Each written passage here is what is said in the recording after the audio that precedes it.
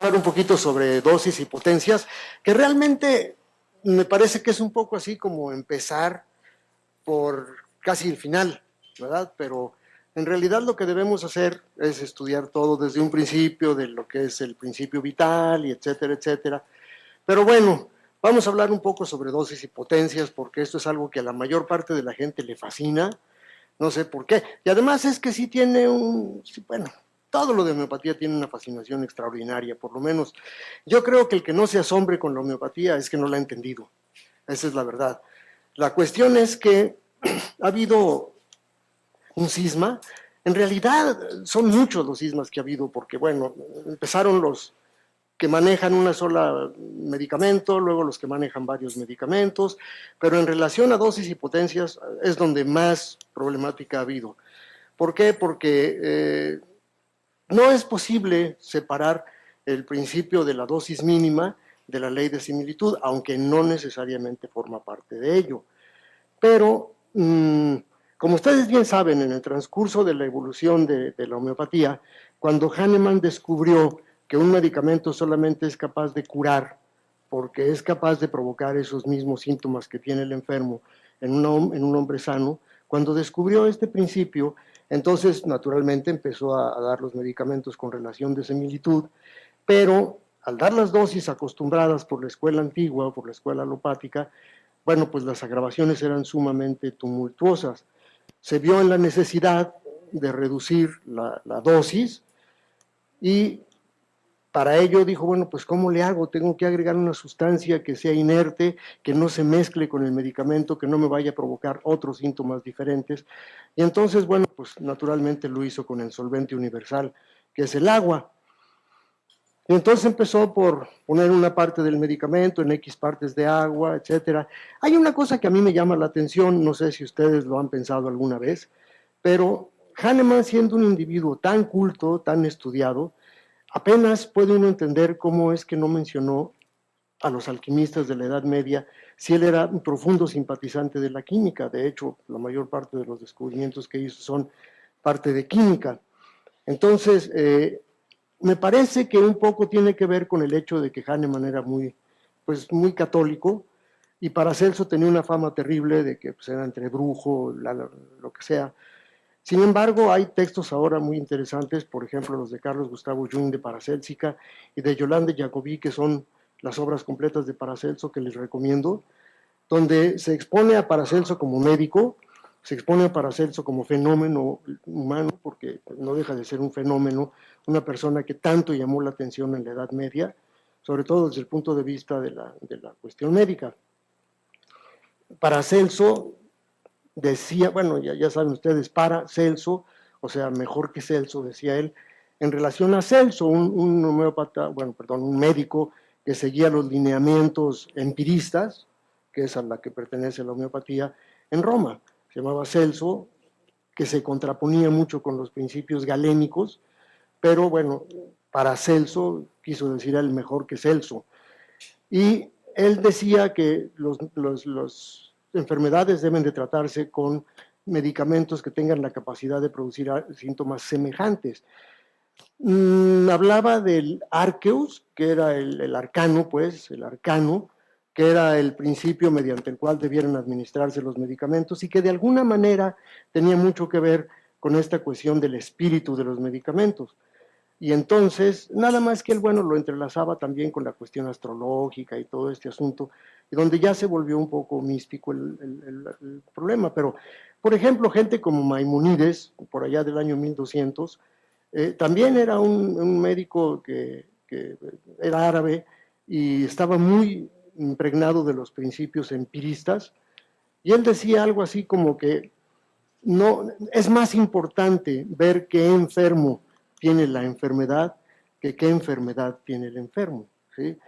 Y decía él, no se está enfermo porque se tiene una enfermedad, se tiene una enfermedad porque se está enfermo. O sea, este es un principio del vitalismo extraordinario, en 1200. Entonces, cuando Hahnemann descubre esta cuestión de las dosis, de la ley de semejanza, y se encuentra con la dosis, les decía, se ve en la necesidad de diluirlo. Sin embargo, ya existía un principio alquímico que decía solve e coagula, que era disolver de alguna manera para poder entrar en el ámbito de la enfermedad. Y entonces Hahnemann ideó una escala que fue la escala centesimal.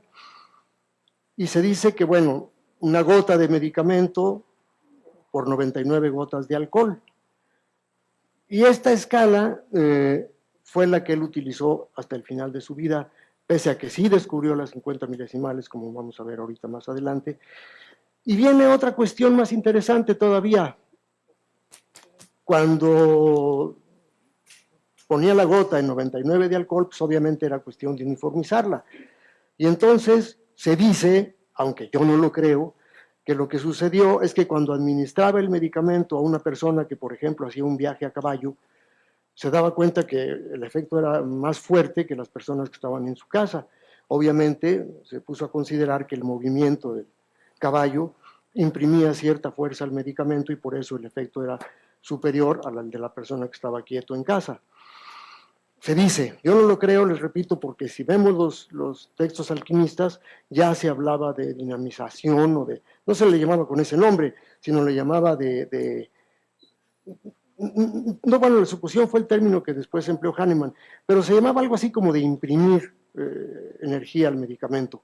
Entonces, Hahnemann empezó por dar 10 sucusiones a las centesimales y vio que el efecto era muy tumultuoso, entonces le bajó a 2.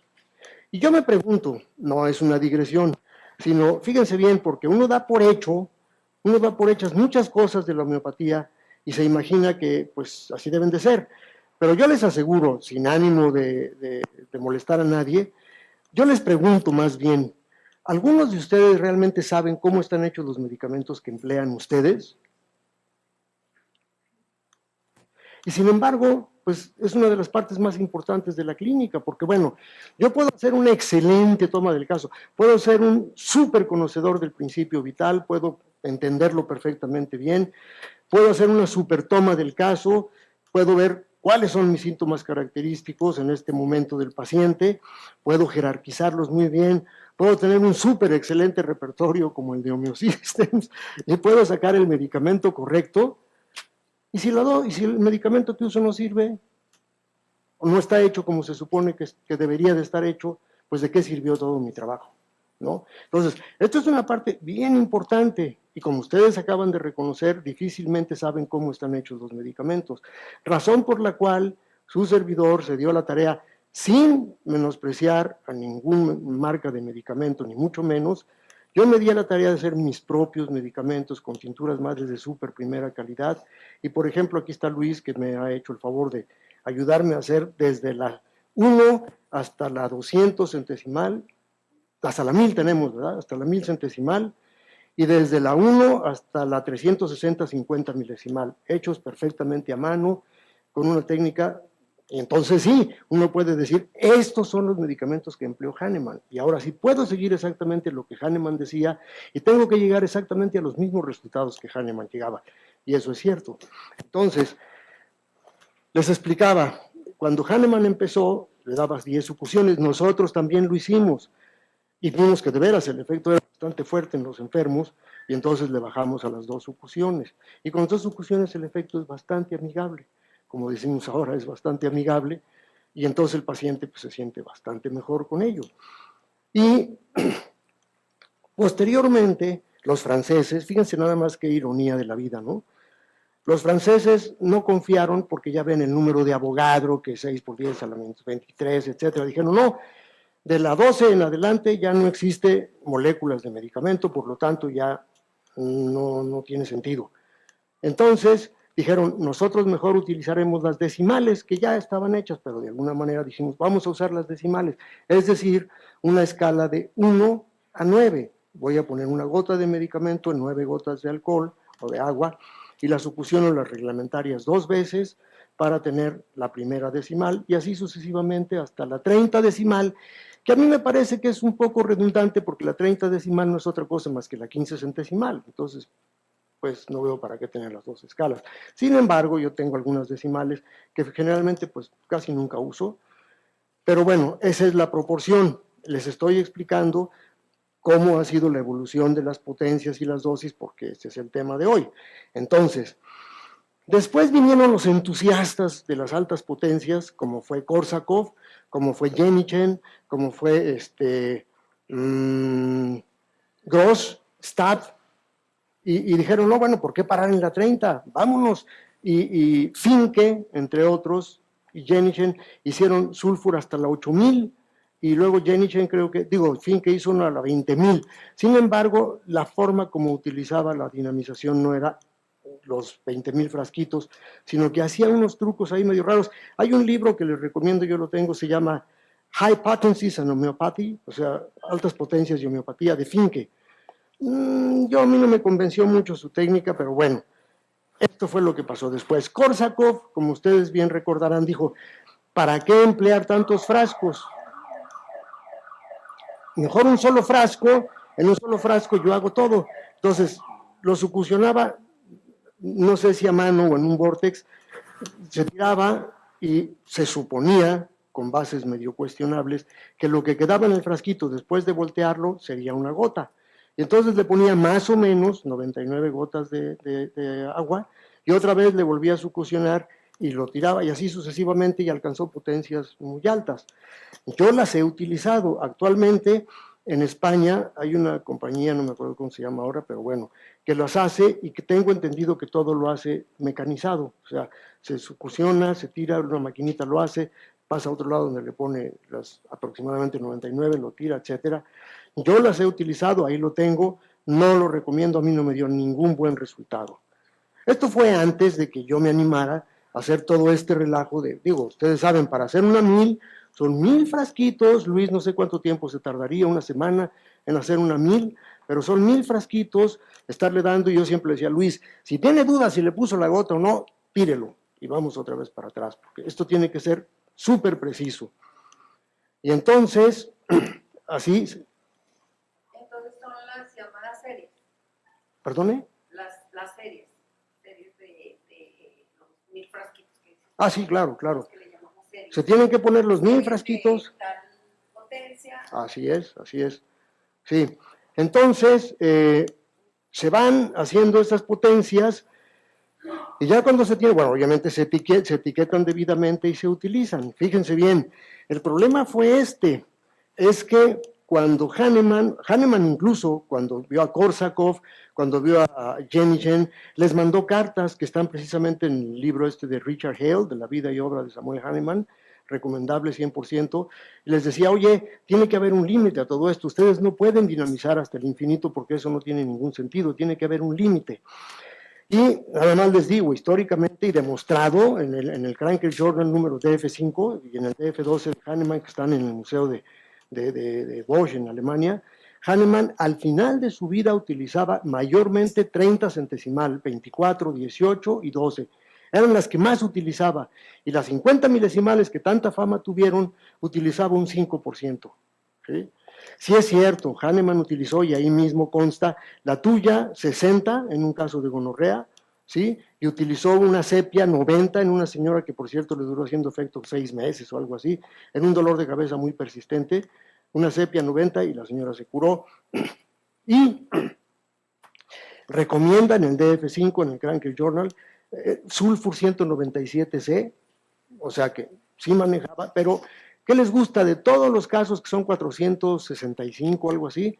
Ese sulfur 197 yo lo he visto 4 veces en esos. Y 50 milesimales, unas 6 veces, 7. 30, todas las que quieran, o sea, 400 veces, ¿no? Entonces, esa es la realidad. A mí me critican, me dicen, oiga, doctor, ¿cómo es que usted, teniendo tantos años de experiencia, sigue utilizando las 30? Si Kent dijo que la 1 millón, 2 millones, ok, ahí les va. Cuando Hahnemann les llamó la atención a estos médicos de que para qué se iban tan al infinito, entonces él se quedó con las 30, 24, etcétera, etcétera. Pero posteriormente vino Kent, no sé de dónde sacó esas potencias porque nunca lo dice, y entonces nos habla de dosis de licopodio 1 millón, 2 millones, sulfur 45,000. ¿De dónde la sacó? No sé. Pues a ver. Pero entonces, el punto está en que aquí hubo una división muy grande, y esto es lo que todavía nos sigue dividiendo muchos homeópatas: los altipotencistas y los bajipotencistas. Siempre cada cual expone sus motivos para su uso de las dosis. De hecho, Charles Hempel, un historiador que tiene varios libros de homeopatía, sobre todo está bien porque describe muy bien el método y todo esto, él es súper defensor de las potencias centesimales bajas, incluso la tintura madre. Él habla de curar diarreas muy severas con un arsénico, me parece 12X, o sea, 2 decimal o 3 decimal, algo así, y da incluso hasta tinturas, Él y dice que no es necesario utilizar para nada las potencias muy altas. Bueno, al fin de la vida de Hahnemann, él se va a París y entonces dice que se encontró con gente tan sensible que lo que tenía que hacer es idear otra dilución diferente, de la cual hablaremos más adelante. Pero antes de esto, yo quisiera hacerles a ustedes una pregunta abierta, a ver quién se levanta la mano. ¿Cuál es para ustedes la definición de dosis? ¿Nadie? A ver, cuando empezó a hablar y que dijo dosis la primera vez, fue la primera duda que me entró. Yo, la pregunta la iba a hacer yo. Ah, bueno, pues ya me le adelanté. Entonces, así es la pregunta. Entonces, ¿qué es una dosis? Sí, porque mire, ¿Qué es una toma? muchas veces la gente confunde dosis con potencia. Y tienen alguna cierta razón, porque dicen, a ver, es que fíjate bien, porque el sulfur 30 ya tiene mucho menos materia de sulfur que el sulfur sexta, o sea que es menor dosis. No, pero estamos hablando de dosis y potencias. Dosis, para ustedes, ¿qué significa? ¿Alguien tiene una idea clara? Como la medición de las horas o el tiempo que tendrá que tomar. Bueno, eso sería más bien la farmacopraxia, ¿no? O sea, sería cada cuándo lo va a tomar. ¿Usted qué dice? Sería la cantidad por decir de gotas que se le va a administrar. O sea, la dosis del medicamento no es otra cosa más que la cantidad del mismo, ¿sí? Un gramo, una gota, un glóbulo, lo que sea, esa es una dosis. Y potencia, sí. Bueno, entonces vamos a entender que una dosis es lo que se prescribe al consultar al paciente, por así decir, el frasco con el micro, aunque se lo tome 20 días. Y todavía ahí se puede decir algo, Javier, porque si yo le estoy dando a usted un frasco de un micro, pues como usted lo acaba de decir, su dosis va a ser 5 mililitros, o sea, una cucharita, o 10 mililitros, 2 cucharitas o 3 cucharitas, ¿de cuánto va a ser la dosis de ese medicamento? Entonces, una prescripción es el número de dosis como tomas salen de la prescripción. Sí, o sea, dosis, volvemos a lo mismo, fíjense bien, no se me hagan bolas. Dosis es la cantidad de medicamento o de sustancia que van a ingerir. Por ¿Sí? vez. Por vez, exactamente. Entonces, la dosis puede ser una gota, ¿no? Una gota, o puede ser una gota fraccionada, o puede ser 5 microglóbulos, o pueden ser 20 glóbulos grandes. Esa es la dosis, ¿sí? Y a este respecto, Kent, en los escritos menores, en la página 387, me parece, de los escritos menores en la edición de Villain de Kent, menciona esto, fíjense nada más, Dice, una vez encontrado el medicamento homeopático, no importa la cantidad que recibe el paciente. Lo mismo, así dice, lo mismo puede ser una gota, una cucharada, un glóbulo o 30 glóbulos. Por cierto, una gota impregna 500 microglóbulos. O sea, una gota, 500 microglóbulos. Por lo tanto, un microglóbulo es la 500ava parte de una gota. ¿Estamos de acuerdo? Entonces, así dice Kent. Pero ¿cómo? Si en el parágrafo 248 dice Hahnemann, nunca hay una razón para dar más de un microglóbulo a la vez. Entonces, ¿cómo? Todo el mundo dice ser hahnemanniano, pero a la hora de la hora cada quien hace las cosas como se le pega la gana. Y ese es mi problema, esa es la razón por la que estoy aquí. porque resulta que ahora la homeopatía cada quien la hace a su manera, cada quien prescribe lo que quiere, por ejemplo, les parece así como muy ilustrado decir, yo le voy a dar una calcárea carbólica a la 1000.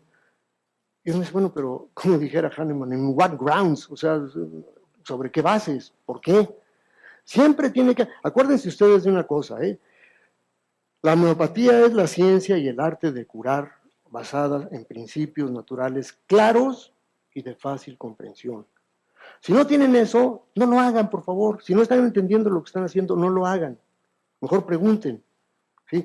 Pregúntense a ustedes mismos, ¿por qué le estoy dando una calcárea carbónica 1000? ¿Por qué no una 200? ¿Por qué esa arbitrariedad? En primer lugar, ni estoy seguro de que sea una calcárea carbónica la 1000, porque no sé cómo está hecha, en primer lugar. En segundo lugar, suponiendo que sí sepan, suponiendo que ustedes también tengan su botiquín, se tienen que preguntar, bueno, ¿y por qué una 1000? ¿Por qué no una 650 milesimal? ¿O por qué no una 200? ¿O por qué no una 30? ¿Sí me entienden? O sea, ¿qué bases tienen para ello? Si hay bases, quiero que sepan que hay bases y bien definidas. Ese es el asunto. El asunto está en que esta cuestión de las dosis y las potencias, desde que Hahnemann dejó este planeta y desde antes, ha sido la tierra de nadie. Esa es la realidad. Cada quien saca su escuela, cada quien da las dosis como se le pega la gana y cada quien sigue a quien quiere. Pero yo digo, es la tierra de nadie y no tiene por qué ser. Les voy a decir por qué. Esto tiene un sentido muy profundo. Miren, les decía yo, los franceses fueron los primeros que dijeron que no, que las centesimales eran muy altas después de la 12, que no tenían moléculas. Qué curioso, porque fue justamente Jacques Benveniste, ¿sí? No sé si han oído hablar de él, fue el descubridor de la memoria del agua en Francia, por allá de 1980. Fue un tipo que, él era un alergólogo, era un médico bastante dedicado, y entonces él tenía un amigo homeópata que le decía, oye, ¿y por qué no diluyes tus sustancias así como lo hacemos nosotros? ¿Qué es eso qué? Yo no sé por qué algún día Benveniste dijo, oye, de veras, ¿por qué no? Entonces lo empezó a diluir, pero no con la técnica, digo, no sustancias homeopáticas.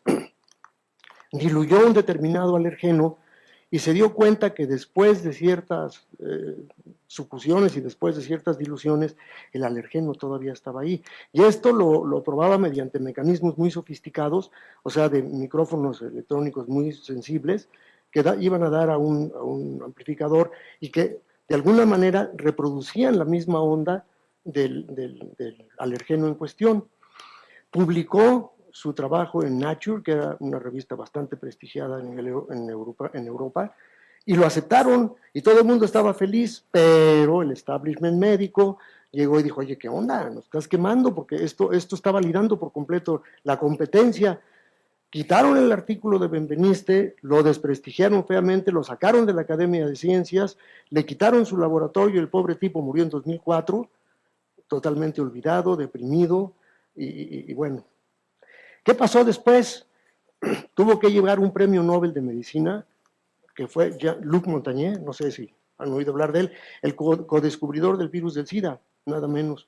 Todavía sigue, ahorita asiste a todos los congresos de homeopatía. El día que hagamos uno lo vamos a invitar porque seguramente vendrá. Él está totalmente, él hizo lo mismo, nada más que como él fue el codescubridor del virus del SIDA, lo que hacía sería meter, o sea, el genoma del SIDA y lo dinamizaba hasta 200, 300 potencia, y el genoma seguía ahí, exactamente ahí. Y entonces, pues ahora dicen, bueno, pues un premio Nobel no podemos decir que está loco, aunque sí han dicho, no, lo que pasa es que ya está anciano, ya no razona bien, pero pues está perfectamente sano de sus facultades mentales. Y lo que ha resultado es que ahora se da uno cuenta de algo. Fíjense bien, les voy a relatar esto. No sé si ustedes sepan, yo antes de ser médico era físico-matemático, estudié matemáticas y física. Y entonces, cuando yo empecé a entender, vamos, la razón por la que, bueno, ¿qué no tuvo usted orientación vocacional? ¿Por qué de matemático a médico? No, la cosa fue muy simple. Lo que pasa es que me enfermé muy feamente y con mi mentalidad matemática, tal vez presuntuosa, si ustedes quieren, yo decía, bueno, pues estos médicos tienen una mentalidad prelógica, ¿cómo me van a curar? ¿Por qué me pasó lo mismo que un caso que relata Yar? Fue a ver a 5 médicos en Estados Unidos 5 diagnósticos diferentes, 5 tratamientos diferentes, y uno, pues, ¿cómo? Esto es totalmente prelógico, esto no tiene ningún sentido. Y entonces tomé el toro por los cuernos y dije, pues voy a tener que estudiar medicina yo. Pero estando en la medicina, pues se da uno cuenta de cada cosa. Y entonces cayó en mis manos un librito muy interesante que se llama El órgano. Me puse a verlo y dije, híjole, mano, este libro sí tiene principios científicos bien padres. Nada más que dije, ¿sabes qué? El problema es que para que la gente entienda este libro, van a tener que empezar a enseñar en la secundaria o en la prepa mecánica cuántica, porque si no emprenden mecánica cuántica, esto no se va a entender. Y ahora lo digo otra vez, el problema de las dinamizaciones es que ustedes bien saben, y no los quiero aburrir con cosas de matemáticas superiores porque no tiene caso, la estructura atómica está hecha a base de electrones, protones, neutrones, ustedes ya lo saben. Pero el asunto está, aparte de la teoría de los espacios de Dirac, que dice que un electrón pues es una partícula minimita, haz de cuenta que este es un átomo, un electrón sería esta cosa de aquí y todo lo demás sería vacío. Y en el centro está un núcleo que viene a ser un poquito más grande que eso, pero no mucho. Entonces, se supone que toda la materia es así como vacía, digo, todo el espacio es como vacío, y la materia, como dijo Max Planck, está cuantizada, vienen pequeños paquetitos, nada más, ¿sí? De ahí sale el nombre de mecánica cuántica, de que la materia está cuantizada. Bueno, el punto está en que los electrones a su vez, los protones a su vez, los neutrones a su vez, están compuestos de subpartículas que se llaman quarks, se llaman bosons, entre otras, ¿sí? Y los quarks, a su vez, ahora se ha descubierto que están hechos de una cosa que se llama supercuerdas. Esta es la teoría de cuerdas de la física, que es así como lo último. Y esas cuerdas tienen información, y a eso viene lo que estamos diciendo ahorita. Porque al fin de cuentas, la sustancia, a la hora que lo mismo, el Benveniste y Luc Montagnier dicen lo mismo, le pusimos memoria del agua a falta de mejor nombre. Pero la verdad de las cosas es que la sustancia va a contagiar al agua y la va a hacer resonar en su propia frecuencia. ¿Sí me entienden? Y entonces las cuerdas de los quarks o de los bosones, de los electrones o de los protones o lo que sea, va a estar guardando esa información. ¿Sí me están siguiendo o estoy yéndome muy complicado? ¿Sí? Van a guardar esa información y esa información no se puede desaparecer. ¿Sí? Y ahora vienen las cosas más tenebrosas, porque si ustedes tienen, por ejemplo, una 30 centesimal de algo, sea sulfur, calcárea, carbónico, lo que sea, una 30C, ahí vamos a tener una sustancia determinada, pero resulta que la razón por la que les dije de las sucusiones, 10 primero y luego 2, ¿cuántas sucusiones va a tener la 30C?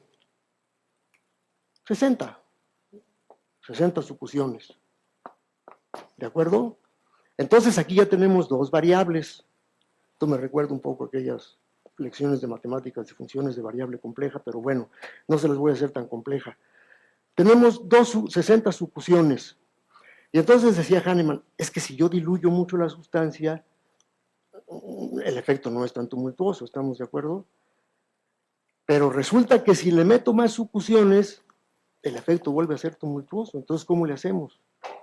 Aquí tenemos dos variables que pueden hacer un efecto un poquito fuerte. La cantidad de medicamento y la cantidad de sucusiones. ¿Por qué? Porque al fin de cuentas lo que estamos haciendo con cada sucusión, bueno, en términos de física clásica, lo único que estamos haciendo es cambiando energía cinética por energía potencial que estamos guardando en el medicamento y a la hora que el paciente lo toma se vuelve a convertir en energía cinética. ¿Estamos de acuerdo? De acuerdo al principio de la conservación de la energía. Entonces, sí, pero en términos de las quarks y de las cuerdas y de las supercuerdas y demás, lo que estamos haciendo es que estamos excitando electrones, estamos excitando cuerdas, estamos excitando información con cada una de las sucusiones, estamos realmente excitando, ¿sí? Y decía Planck, cuando una partícula está suficientemente excitada, brinca de un orbital a un suborbital y genera quantums de energía radiante, ¿sí? Ahora se sabe que no brinca, ahora se sabe que se le teletransporta. ¿Sí me entiendes? Es uno de los principios de la mecánica cuántica, el entrelazamiento y la teletransportación. Y obviamente, algo que ya hablaremos en su momento cuando estemos en el curso, porque esto es un poco más descabellado de entender, que sería el dominio de la convergencia cuántica, que es lo más importante para entender en términos del contagio del medicamento. Le decían a Hahnemann, oiga, ¿cómo cura el medicamento homeopático? Y él decía, no lo sé, solamente sé que doy el medicamento y los síntomas empiezan. E hizo la ley que se le atribuye a Hering, que no es de Hering, que es de Hahnemann, porque está en las enfermedades crónicas, en la parte teórica, donde dice que las enfermedades se van desapareciendo de arriba hacia abajo, de adentro hacia afuera, y en el orden inverso en el que aparecieron. Eso lo dijo Hahnemann, después lo parafraseó Kent y le digo Hering, y le pusieron la ley de Hering. Hizo eso, pero no entendió nunca, porque no sabía mecánica cuántica, y esto es totalmente explicable, cómo es exactamente que funciona el medicamento homeopático. Y esto es lo que ustedes van a tener que aprender, si quieren hacer la homeopatía como debe de ser. Miren, yo sé que muchos médicos homeópatas son muy celosos con su conocimiento. No, a mí me costó 25, 30, 40 años aprender, que les cueste también a ellos. De hecho, a mí me lo han dicho cuando yo hice mi programa, y no les digo nombres, pero cuando dicen, oye, pero les vas a facilitar la vida a estos cuates, mano, y a nosotros que nos costó un chorro de trabajo. Digo, no es que se trate de facilitarles la vida a ellos o no, se trata de que no sigan haciéndole daño a los pacientes. Ese es el punto. José Luis del Palacio se va a morir tarde o temprano, pero la homeopatía sigue. Y la idea es que ustedes aprendan cómo tratar a sus pacientes para que sus pacientes no sufran lo que sufrieron los pacientes de los principiantes.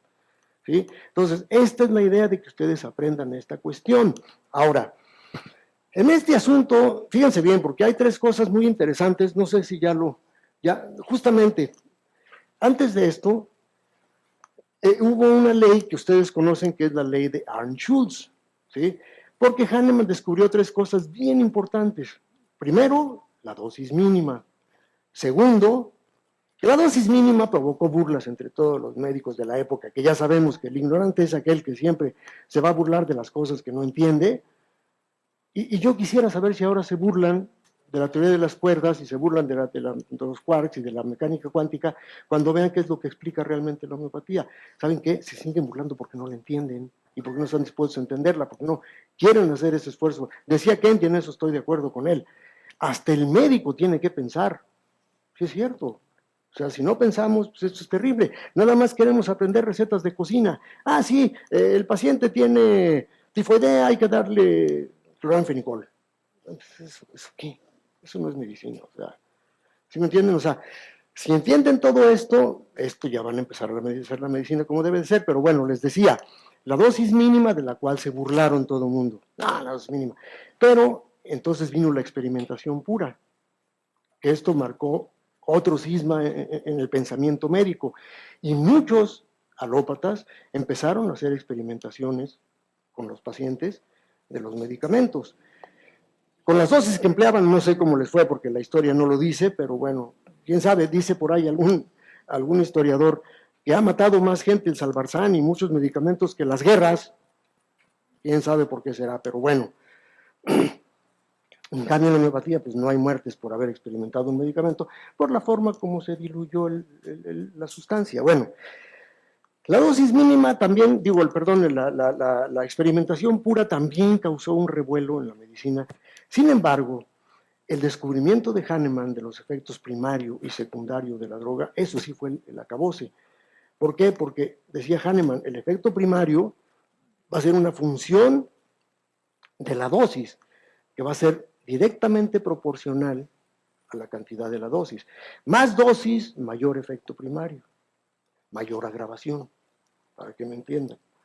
Y el efecto secundario puede ser tan tumultuoso que a veces se revuelve con el primario y ya no sabemos qué estamos haciendo.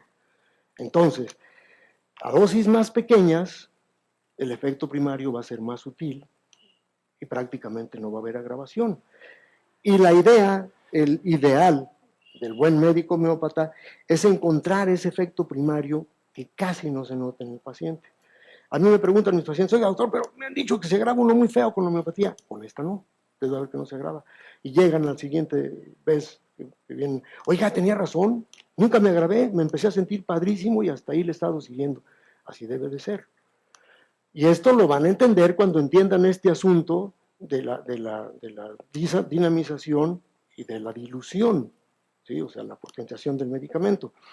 Les decía, vinieron un par de farmacólogos alemanes que fue Rudolf Arndt y Hugo Schultz, que fueron los que pusieron un poco de orden en este asunto y dijeron, bueno, a ver, el efecto primario y el efecto secundario, la dosis, y entonces hicieron una ley a partir de Hahnemann, que quiero que quede claro, porque esto fue a partir de los descubrimientos de Hahnemann, no se la sacaron de la manga, sino esto fue la ley de Anschutz basada en los descubrimientos hahnemannianos, que decía, en dosis pequeñas, el efecto va a ser estimulante, en dosis medianas, el efecto va a ser paralizante, y en dosis grandes, el efecto va a ser mortal. Después vino Karl Kirchhoff, un médico alemán, en 1920, que después se dice que participó de alguna manera en el Tercer Reich, pero él acogió la homeopatía y él hizo una ley que se llamó tipo efecto, que dice, con dosis pequeñas se tiene un efecto estimulante. Es una paráfrasis de la ley de Anschutz, ¿eh? Con dosis moderadas, un efecto que al inicio es estimulante, pero luego deprimente, y el paciente regresa a su condición normal. Y con dosis más grandes, un efecto estimulante muy breve, seguido por una fuerte depresión de la actividad conduciendo a la muerte. ¿Podríamos seguir la siguiente para que vean la curva? Esta curva es ilustrativa para que ustedes entiendan. Esto es, según la dosis, el efecto, este es el curativo, estimulante. Todo el tiempo es estimulante, con una dosis muy pequeña, a través del tiempo. Una dosis mediana, primero hace una mejoría y luego viene una agravación y el paciente eventualmente regresa a su condición de normalidad, con dosis medianas. O sea, lo hicieron perder el tiempo al pobre individuo. Y con dosis grandes viene una mejoría muy fuerte y luego viene una agravación, declinación, hasta que el paciente se muere.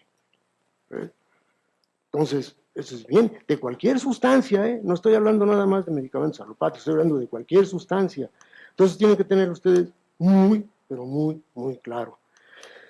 Entonces decía, esto es, la situación de las dosis provocó esto y al final de cuentas, lo que ha sucedido es que se tiene así, la ley de Anschutz fue respetada por muchos alópatas, lo siguieron durante mucho tiempo, a pesar de la animadversión que le sentían, y los homeópatas tomaron la ley de Anschutz como de uno, o sea, dijeron, no, pues es que nosotros nos respaldamos en la ley de Anschutz.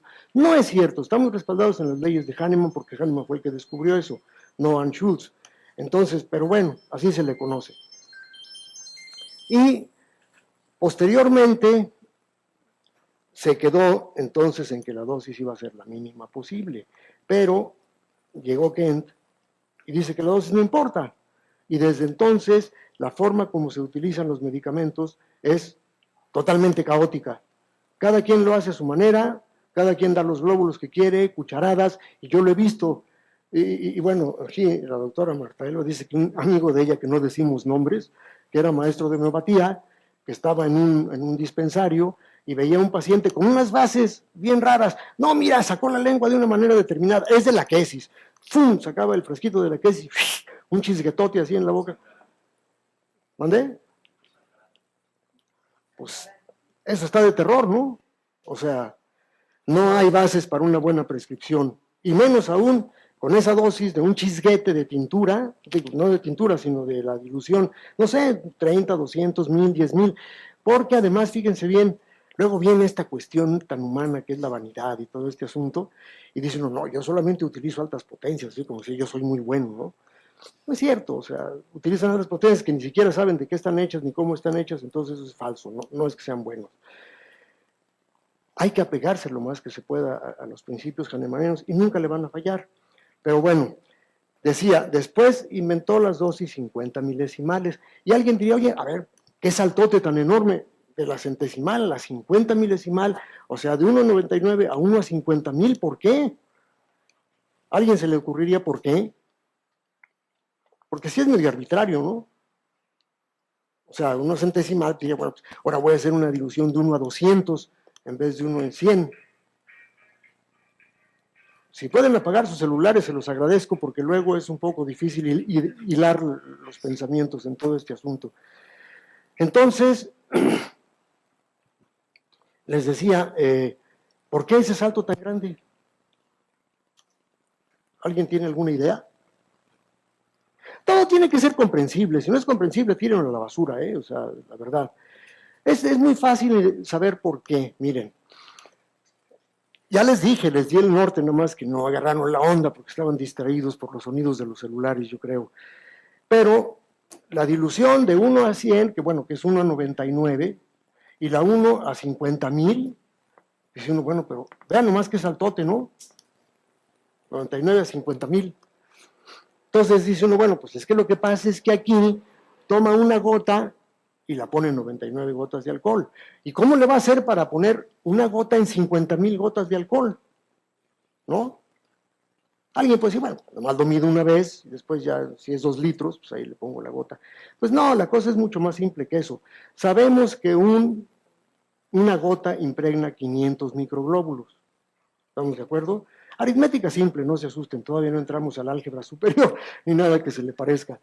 Una gota impregna 500 microglóbulos, o sea, una gota sirve para impregnar 500 microglóbulos. ¿Estamos de acuerdo? Vi la aritmética. Si 500 microglóbulos, digo, si 1 sobre 500, es 1 sobre 500, lo disolvemos en 100 gotas de alcohol, ¿cómo será? 500, ahí está, 50,000. ¿Estamos de acuerdo? ¿Sí entienden o no? Un 500avo entre 100, pues es un 50,000avo. Así de simple, de las clases de primaria, pues, para que no se me asusten.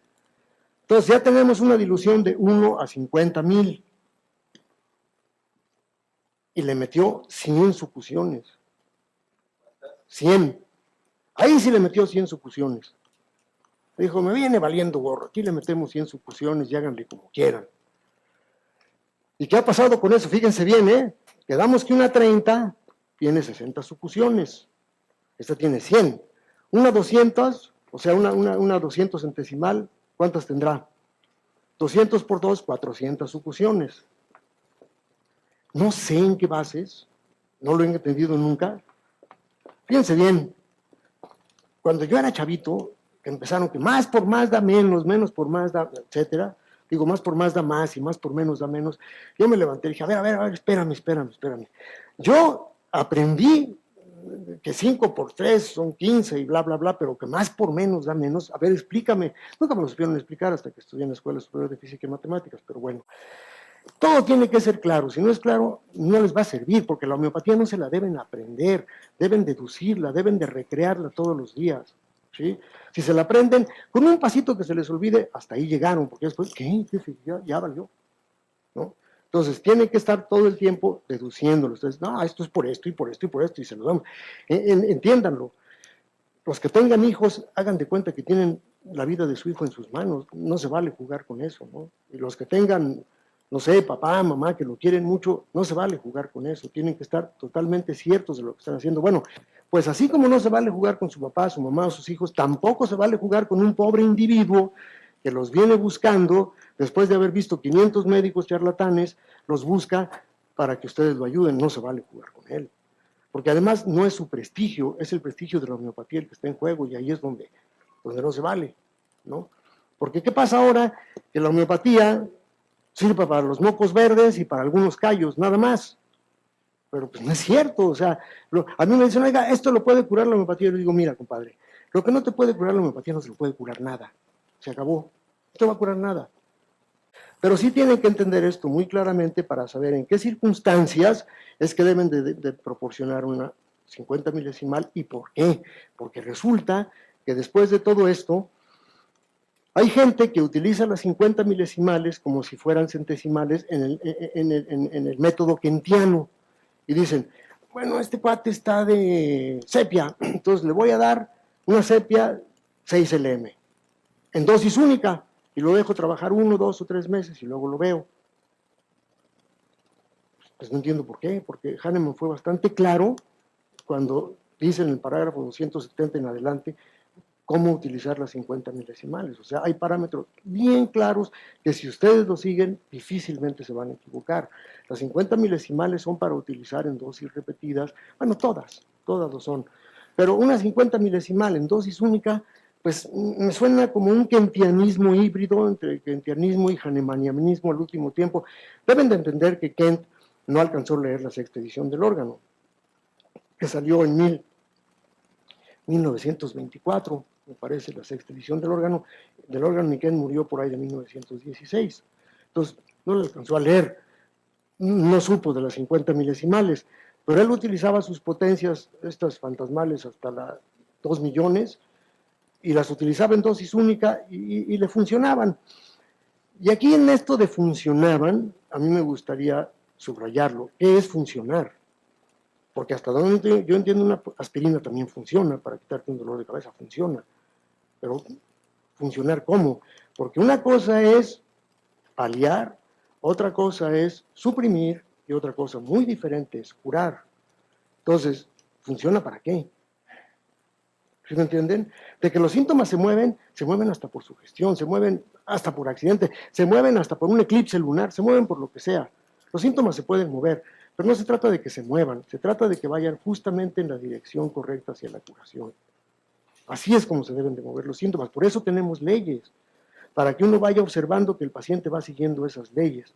Si no, inmediatamente vamos a antidotizar a ese paciente porque no está yendo por el lugar que debemos de ir. No lo vean así como algo oscuro de que, no, pues sí, mira, se movió. Y además deben de saber una cosa, que esto es algo muy importante. El paciente, por lo mismo que se siente desprotegido porque está siendo atacado por una enfermedad, cuando llega con ustedes, que son el médico, la médica, pues confía en ustedes para empezar, pues a lo mejor les han recomendado, etcétera, y no quiere quedar mal con ustedes. Entonces cuando usted le pregunta, ¿cómo se siente? Mejor. No es cierto, a veces está peor, y entonces uno tiene que tomar muy claramente todos y cada uno. Por eso hay que saber tomar una historia clínica bien determinada para saber cómo, cuándo, y etcétera, se enfermó el paciente. ¿Cómo empezó? No, pues que empezó hace 20 años con un dolor en la rodilla izquierda y que después, 10 años después, le pegaron una gonorrea y así le van a ir siguiendo la biopatografía al paciente hasta que lleguemos al hoy, ¿sí? Y entonces, de ese hoy, ahí estoy de acuerdo con Kent. Curar la enfermedad es como deshojar una cebolla. Tienen una cebolla, primero le van a quitar la capa más externa, luego la que sigue, luego la que sigue, luego la que sigue. Quieren quitar el centro, pues van a destrozar la cebolla, no se puede. ¿Estamos de acuerdo? Entonces, van a ir quitando paulatinamente las capas de afuera hacia adentro en el orden inverso en el que aparecieron. Justamente, no es mágicamente. No es que yo doy un medicamento escopetazo y los síntomas van a desaparecer. No, tengo que desaparecerlos yo. ¿Sí me entienden? Entonces tengo que ver cuál fue el último síntoma en aparecer y fijarme en eso y de ahí irle tomando el hilito ese del laberinto para ver hasta dónde llega el proceso curativo. Y para eso tengo que tener bien clara la historia clínica, tengo que guiarme por medio de los característicos, tengo que hacer un excelente análisis repertorial y tengo que dar el medicamento correcto, en la potencia correcta y en la dosis correcta. Suena complicado, pero es muy padre, es muy simple y es muy bonito cuando uno lo hace todos los días. Ustedes dirán, claro, después de 40 años que tiene usted y más de 300,000 pacientes, es bien fácil. Pues no, fíjense que desde el principio era padre porque si uno hace las cosas bien, es un poco, yo lo llamo así como hacer un poco de álgebra. Cuando está haciendo álgebra y sabe hacerla desde el principio, es padrísimo, porque nunca llega lo difícil, ¿no? Uno está esperando el ramalazo que jamás llega, porque cuando menos se acuerda ya está uno en el álgebra superior y todo está padrísimo. Es lo mismo aquí, ¿sí? Pero tiene que guiarse entonces por principios claros y de fácil comprensión. Hasta ahorita, ¿está claro y de fácil comprensión o no? Yo tengo una pregunta. A ver, bueno, eso me parece bien. Correcto, perdón, la potencia correcta, el medicamento correcto, pero ¿y el tiempo? ¿Cuándo podemos decir que hay una sobremedicación? Mire, ¿O por cuánto tiempo le podemos dar esa potencia? fíjese bien, el medicamento correcto, en la dosis correcta, en el momento correcto. ¿Cuál es la dosis correcta? ¿En qué nos vamos a basar para la dosis correcta y la potencia correcta? Tiene que haber algo que nos lo diga, ¿no es cierto? ¿O qué? O así nada más porque lo soñé, pues, como un cuate mío que decía, hoy amanecí con ganas de dar pulsatila, y daba pulsatila. Decía, bueno, pues está ridículo, en serio, no se ríen porque es en serio, ¿eh? Un amigo mío nos burlamos, ¿y este cuate qué onda? Igual decía, no, yo creo que la 200 es una potencia buena, hoy vamos a promover la 200, no, bueno, o sea, No, hay parámetros muy claros en el paciente que nos están diciendo, nos están gritando qué potencia utilizar. Así de fácil. La potencia. La dosis es lo más fácil posible. Siempre va a ser la mínima posible. ¿Cuál va a ser? Pues un microglóbulo, yo no encuentro. Y un microglóbulo diluido.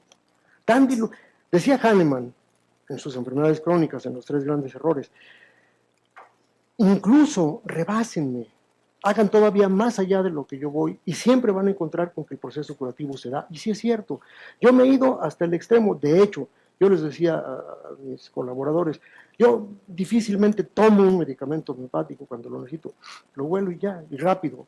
Y el medicamento, ¿saben por qué? Porque la mecánica cuántica eso nos enseña. De hecho, algún día lo podemos transmitir por teléfono, el paciente lo está escuchando y se cura. ¿Sí? Porque es la longitud de onda, es la excitación de las partículas lo que a fin de cuentas va a curar, no la cantidad del medicamento. Ya dejen ese rollo a un lado. Yo siempre les decía a mis cuates, ¿sabes qué, mano? Algún día va a llegar un tipo extraterrestre, va a ver cómo hacían la alopatía, vas a decir, sí, mano, esa es medicina de museo, esa es medicina de trogloditas, y van a ver la homeopatía y decir, bueno, esto se acerca un poco más a lo que debe de ser.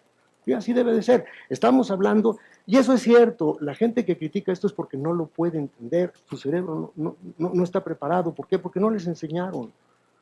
Cuando yo estudié alopatía, decía, ching, yo voy a pegar lo más que pueda a la psiquiatría para poder entender el asunto de los síntomas mentales. No, la realidad es que Dios permitió que antes de eso hubiera estudiado yo matemáticas y eso me ayudó a entender perfectamente bien la homeopatía. De lo contrario, estaría tan perdido como están muchos, ¿no? Nada más por lo que dice fulanito, no se fijen en lo que digo yo, fíjense en, o sea, como dice el dicho, cuando el profeta señale la luna, no vean el dedo, vean la luna. ¿Sí? O sea, entiendan el conocimiento, no lo que estoy diciendo yo ni cómo lo estoy diciendo. Lo importante es que ustedes entiendan que una sustancia está compuesta de átomos, esos átomos están compuestos de partículas subatómicas, los electrones, y los electrones a su vez están compuestos de quarks y de bosones, y eso está compuesto de supercuerdas, y las supercuerdas tienen información, hasta ahí quédense. La información es lo que van a transmitir, la información. La información no tiene lugar, no tiene ubicuidad. Esto es lo que nos enseña la mecánica cuántica. El tiempo no cuenta. Tiempo no cuenta. ¿Qué nos va a decir? O sea, yo le doy a usted un medicamento y usted va a durar todo el tiempo que lo esté tomando estimulándose favorablemente, siempre y cuando sea la potencia, la dosis y el medicamento correcto. ¿Sí? Usted va a vivir estimulada todo el tiempo, a gusto, ¿cómo siente? Padrísimo. Se lo dejo de dar y obviamente si la enfermedad no está totalmente curada, entonces vuelve a regresar un poquito para atrás, no totalmente para atrás. ¿Perdón? ¿Se puede repetir? No. Bueno, se puede repetir toda la vida, pero no es el punto. El punto está en que, digo, no hay daño si lo repite 5 años, ¿sí? No hay daño, no es acumulativo el efecto. Lo que pasa es que tiene que tener un sentido. ¿Para qué la medico? ¿Para qué? Porque le voy a quitar cierto grupo de síntomas, ¿es correcto? En cuanto ese grupo de síntomas aparezca, pues ya no tengo por qué darle esa medicación. Luego va a rotar el cuadro y me va a decir, ahora ya no necesito calcáreo, ahora necesito licopodium. Claro, entonces va a llegar diciendo ciertos síntomas del licopodium que no los vamos a sugerir, ¿es correcto? Vamos, oiga, y entonces usted se agrava de 4 a 8, no, bueno, pues ya empezamos con eso. Ya quedamos que el paciente siempre quiere quedar bien. Entonces sí, aunque no sea cierto. Oiga, maestro, una pregunta. ¿Qué tan cierto es que cuando se da un medicamento a un paciente y ya no lo necesita, por así decirlo, y no nos damos cuenta y le seguimos dando el mismo medicamento, puede llegar a tener los síntomas, los experimentos y los síntomas del medicamento? Bueno, yo no le diría que los experimenta, es que realmente le estamos dando demasiado efecto primario. Entonces tiene que reproducir el efecto primario en el mismo, pues sí. Si usted quiere llamarle que lo experimentan, está bien, pero es que, vuelvo a repetirlo, mire, cuando hacemos una historia clínica, los que de alguna manera vayan a estar con nosotros en aprendiendo cómo hacer la homeopatía como debe de ser, cuando se hace una historia clínica, uno ve exactamente la envergadura de los síntomas en el paciente, va a ver los últimos síntomas y uno le va a dar la medicación al paciente de acuerdo a lo que haya comprendido con la historia clínica. Y uno va a entender ciertas cosas. Mientras más medicado esté un paciente, más torpe está la reacción en ese momento. ¿Por qué? Porque la fuerza vital hace, como por así decirlo, un callo. Así, pues este cuate me está agrede y agrede y agrede, a ver cómo me protejo. Entonces, es lo que los alópatas llaman, ya se hizo resistente al medicamento. No nos hizo resistente, lo jodiste tanto que no le quedó otra más que protegerse. Entonces, también se hizo resistente al de nosotros. Entonces, no es que de repente diga, entonces hay que saber cómo ir puliendo este asunto para que el medicamento empiece a funcionar apropiadamente. Y una vez que empieza, inmediatamente uno se da cuenta cuando el paciente ya está muy bien. De eso que estamos viendo. Sin embargo, empiezan a regresar los viejos síntomas. O sea, la capa anterior. Porque ahí sí estoy de acuerdo con Einstein, que no estaba muy de acuerdo con la mecánica cuántica. Y decía, Dios no está jugando a los dados. Aunque después Niels Bohr le contestó, ya deja de decirle a Dios lo que tiene que hacer, hombre. Pero bueno, en ese sentido sí, la naturaleza no es tan caótica. Sí hay la regresión de viejos síntomas que nos están indicando que ya no es el mismo medicamento. Algunas veces puede suceder que los viejos síntomas también pertenezcan al medicamento que está tomando el paciente ahorita, pero no necesariamente. Así que no se confíen.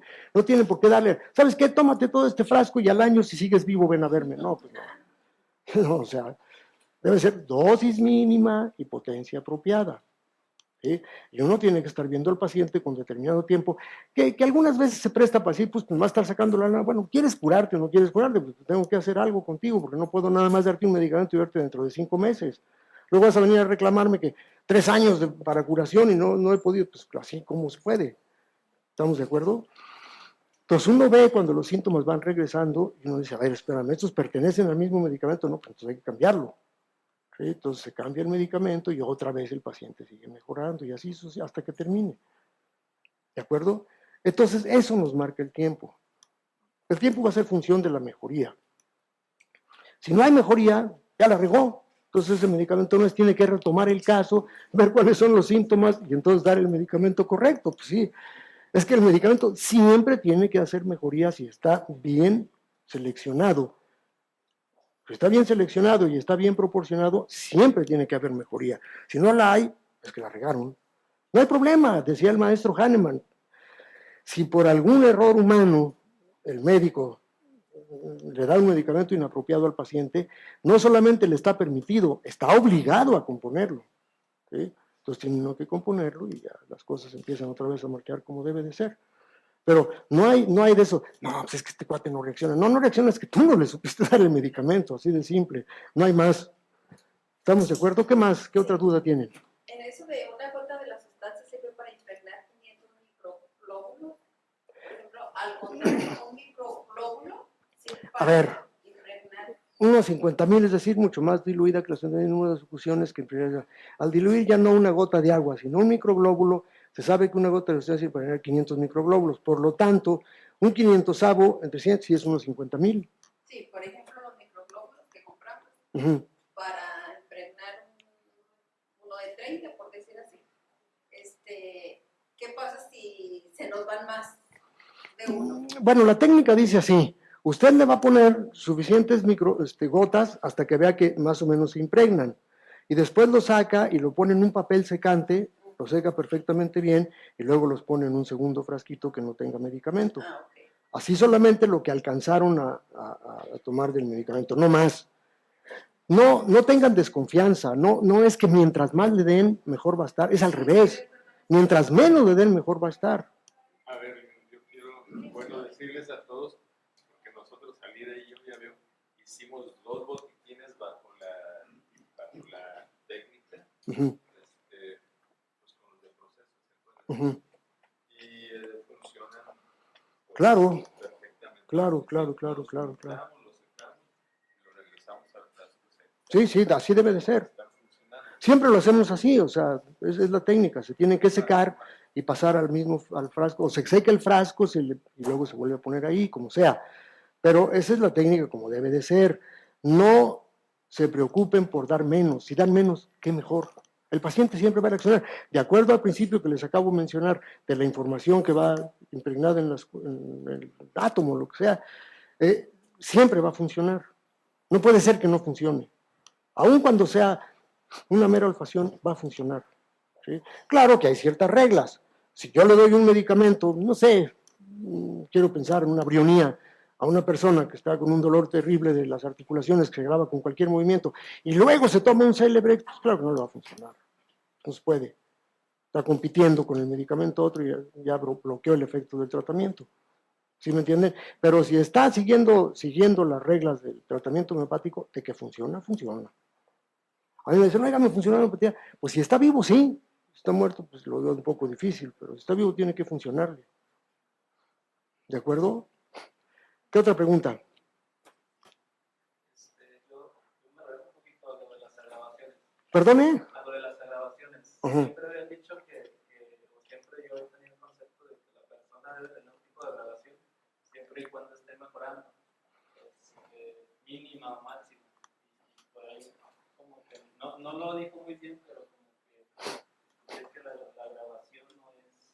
La grabación debe existir solamente si no tiene mucho arte, no vigila mucho al paciente, tiene que existir al final del tratamiento.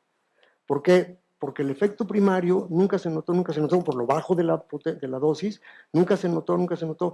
Al final, cuando el paciente está curado, entonces empieza a verse el efecto ya del medicamento. Ya lo vamos a ver posteriormente en las clases.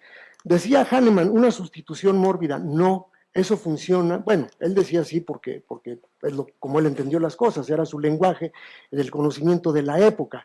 Como ahora podemos decir, realmente de lo que se trata es un dominio de coherencia cuántica. Cuando yo establezco un dominio de coherencia cuántica en un medicamento y lo pongo en el paciente, ese también va a buscar el dominio de coherencia cuántica y entonces el otro se borra y queda nada más este. Al quitar el medicamento, se quitan los dos. Si no lo quito, entonces ahora se va a sentir igual que el otro y va a ser lo mismo. Va a estar igual de enfermo el paciente, pero no de su enfermedad natural, sino de la artificial. Pero quitando la artificial, ahí es. A mí me decían, entre otros, me dice, oiga, qué buena onda que va a hablar de dosis y potencia, porque ahí es donde la homeopatía deja de ser ciencia para convertirse en arte. Y yo les digo, ahí es donde la homeopatía es más científica todavía. ¿Sí? Para que vea. Ahí es donde, no, y no es nada más usted, mucha gente lo cree que la dosis y la potencia es cuestión de arte. No, es más cuestión de ciencia que los mismos principios homeopáticos. Bueno, que igual que todos los principios homeopáticos. ¿De acuerdo? ¿Qué más? Un médico que yo antes visitaba, me trató en alguna situación. Entonces, ya viendo lo de la curva de mejoramiento, regresé a los síntomas anteriores, pero sí hubo un momento que me sentí muy bien. Entonces, lo que él me explicó, dice, es que ya te sobremedicaste, entonces vamos a hacer una toma plus. Y ya me habló de la toma plus. Para contrarrestar, no sé. Bueno, realmente cuando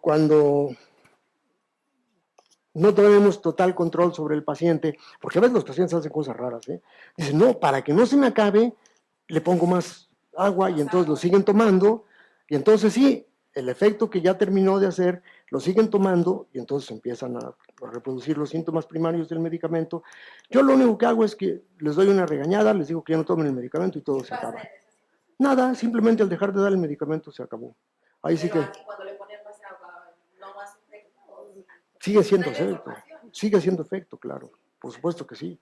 Pero no se trata de eso, se trata de que una potencia, ya quedamos la dosis, esa ya no la vamos a mezclar porque ya sabemos que dosis es la mínima cantidad posible, un microgramo, etc. Pero cuando una determinada potencia está apropiada para una enfermedad, en muy poco tiempo la acaba. ¿Sí? Y se la sigue tomando, pues ahora sí que no por mucho madrugar amanece más temprano, porque lo que va a pasar es que lo que hizo cierta potencia, por decir algo, una 450 milesimal, lo que ya hizo, no lo va a seguir haciendo eternamente, lo terminó de hacer, ya, como dice el maestro Hahnemann, ya satisfizo al principio vital con eso y ahora necesita tal vez el mismo medicamento, pero en una potencia un poquito mayor.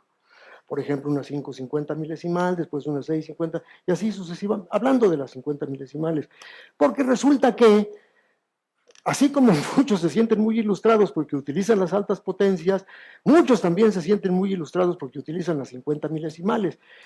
No debe de ser, porque les repito, hay principios claros y de fácil comprensión que nos dicen exactamente cuándo utilizar una y cuándo utilizar la otra. No es a nuestro arbitrio, no es que lo soñé, no es que Hahnemann, que siempre me acompaña atrás de mí, me lo sopló. No, no es cierto, tiene que haber principios de muy clara comprensión, ¿estamos de acuerdo? Entonces, siempre hay razones para utilizar una LM, siempre.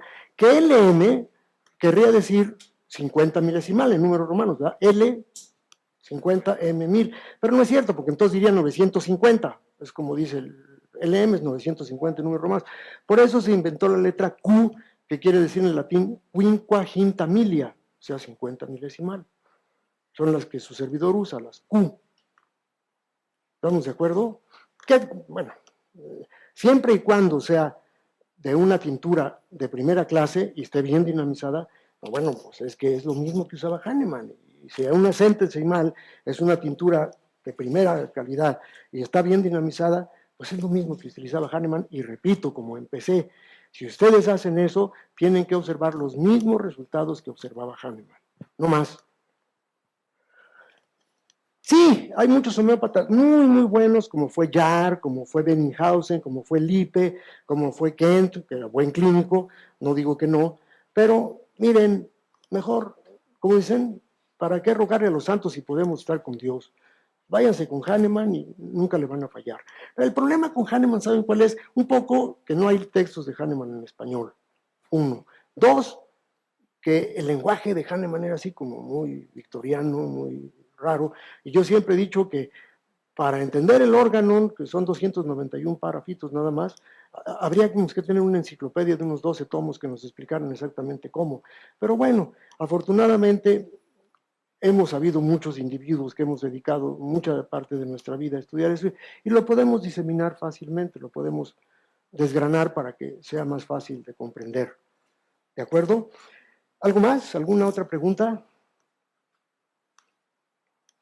Esto, sí. Porque allá nos encontramos mucha gente y otros que prescriben, ¿no? ¿Por qué no dar las difusiones directas? O sea, bueno, es que imagínense, si una gota impregna 500 microglóbulos, al darle usted 5 gotas le estaría dando 2500 microglóbulos. Es una dosis, ya no es nada de mínimo. Ya es una dosis máxima eso, ya no. La idea, lo importante de todo esto es la mínima dosis. ¿Sí?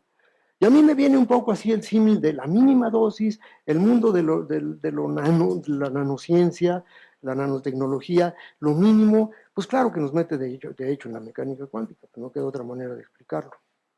¿Sí? Ineludiblemente. Bien.